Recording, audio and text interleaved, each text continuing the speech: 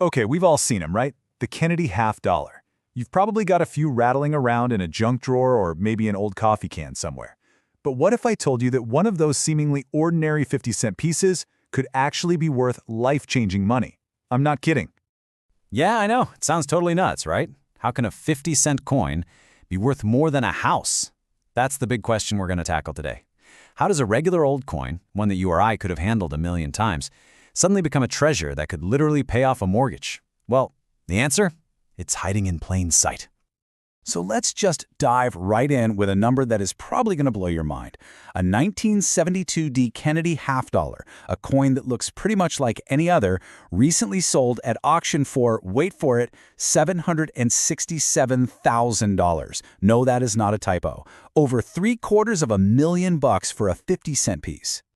And hey, that wasn't just some crazy one-time thing.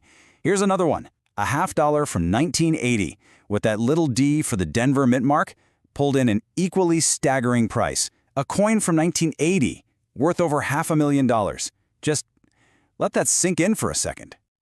And the list just keeps on going. You've got a 1971 half dollar that also sold for over $500,000. Look, we're not talking about some ancient Roman gold coin here. This is modern pocket change. So what in the world is going on? How is any of this even possible? Well, here's the secret. It's not about the coin itself, but actually about the mistakes made when the coin was created. So, we're going to take a little trip inside the US Mint, metaphorically of course, and find out how these tiny, almost invisible screw-ups can create absolutely massive value. And that brings us to the key term for today, minting errors. Now, this is super important. We're not talking about a coin that got dropped or scratched up. No, these are special, incredibly rare coins that were, for lack of a better term, born different. They were created with a unique flaw right there at the US Mint before they ever saw the light of day. Okay, so let's break down the first big type of error. This one is all about using the wrong metal. See, a coin gets stamped onto a blank metal disc, and that disc is called a planchet. This error happens when the wrong kind of planchet gets into the machine. It's kind of like if you were in a factory making chocolate chip cookies, but a batch of sugar cookie dough accidentally got sent down the line. That's pretty much what's happening here. And the 1971 D half dollar is the perfect example. See, by 71, the mint wasn't supposed to be using silver anymore, but a few leftover 40% silver planchets got mixed in with the regular ones. Now, how can you tell? It's all about the edge. If you look at a normal coin from that time, you'll see that copper-colored stripe. But the super rare silver error?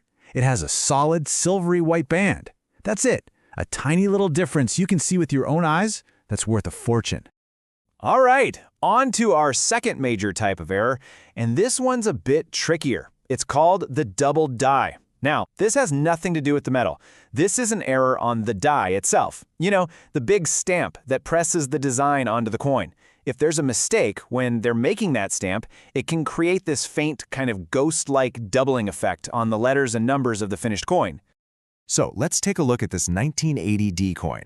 The obverse, by the way, is just a fancy word for the head side of the coin. Now, a normal coin is going to have sharp, clean letters, but look closely at the error coin. You can see a very faint second impression. You'd probably need a magnifying glass to really spot it on words like liberty or the date. And you know, that subtlety, that's exactly why people think so many of these are still out there, just waiting to be discovered. So what happens when you get both of these errors on the same coin? Well, you get a perfect storm. The bicentennial half dollar from 1976 is an incredible example. Some lucky collector found a coin that was, 1, struck on the wrong silver planchet, and 2, it also had that double die error.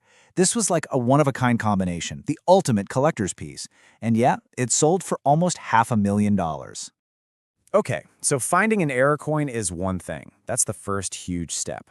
But there's another piece to this puzzle that can multiply its value, like exponentially. We're talking about its condition. And this, my friends, is what separates a cool little curiosity from a truly life-changing fortune. And that factor is called the coin's grade. Just think of it like a report card for the coin's condition on a scale from 1 to 70. So a coin that's been jangling around in someone's pocket for decades, that's going to get a really low grade. But a coin that looks like it just came off the press yesterday, you know, perfect shine, no scratches, that gets a super high grade. And as you're about to see, that grade makes all the difference in the world. Just look at this chart. This really shows why we say condition is king. It's absolutely staggering. So you find that 1980D era coin, but it's been in circulation all scratched up. It's worth 50 cents. Okay, maybe you find a nice uncirculated one. Now you're talking maybe 50 bucks. But look at that third bar, that massive leap. A near-perfect, professionally graded one, that's when you see the price jump to over $500,000. A perfectly preserved era coin, that is the holy grail. Which brings me to probably the single most important piece of advice I can possibly give you. This quote here says it all. Never, ever, ever clean a coin you think might be valuable. I don't care how dirty it looks. You're not polishing it. You're actually creating thousands of tiny little scratches that will absolutely destroy its grade and its value. You could literally scrub away $500,000 and wash it right down the drain.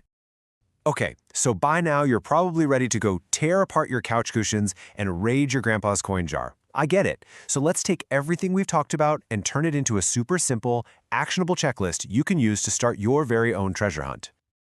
All right, this is your roadmap. Step 1, scan for those key dates and mint marks we talked about. Step 2, check the edge of any post-1970 coins. Are you seeing that solid silvery white band? That's a huge red flag.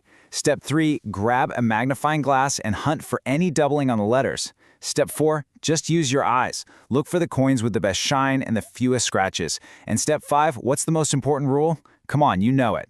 That's right, do not clean it. And finally, if you think you found the winner, the last step is to get it to a professional, someone who can certify it and tell you what it's really worth. So, as we wrap this up, I want to leave you with this one thought. These incredible coins, they're not all locked away in museums. A lot of them are still out there, just hiding in plain sight, in forgotten jars, in old collections, maybe even in your own house right now. It really makes you wonder, doesn't it? What hidden treasures are just waiting for you to discover?